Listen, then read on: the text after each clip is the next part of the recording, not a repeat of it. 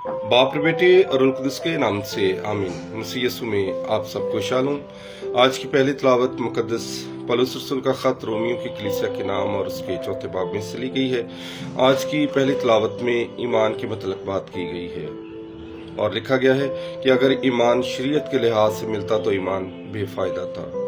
और ईमान जिस तरह से बाप इब्राहिम खुदा पर ईमान लेकर आया है, इसी तरह अगर हम खुदावन पर ईमान लाते हैं तो फिर हम सादक ठहरते हैं और खुदावन के बेटे और बेटियां बनते हैं। आज की अंजील मुकद्दस लूका की अंजील और उसके 12वें बाब में से आज की अंजील मुकद्दस ली गई है।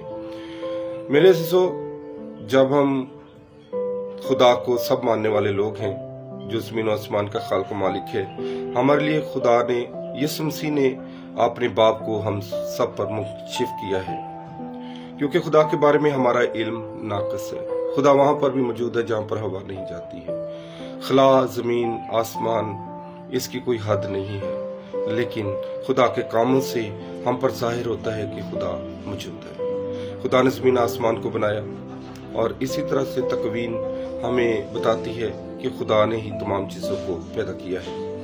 आज की अंजील मुकद्दस में जब हम पढ़ते हैं तो खुदावंद यीशु मसीह आज फरमाते हैं कि जो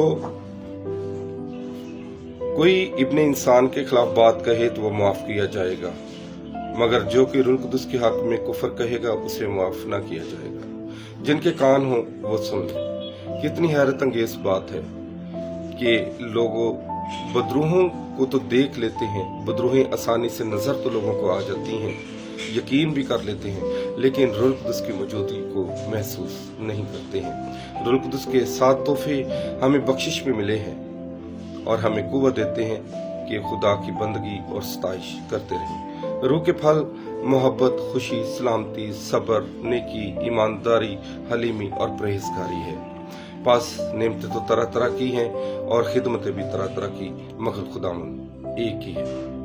तो आज की अंजील मुकद्दस जहाँ पर खुदा यीशु मसीह ने यह भी कहा है कि अगर तुम लोगों के सामने, आदमियों के सामने मेरा इकरार करोगे तो मैं भी आसमान पर फरिश्तों के सामने तुम्हारा इकरार करूंगा, और अगर तुम आदमियों के सामने मेरा इनकार करोगे तो मैं भी आसमान पर फरिश्तों के सामने तुम्हारा इनकार करूंगा। हमने इकरार किस तरह से खुदा यीशु मसीह का करना है?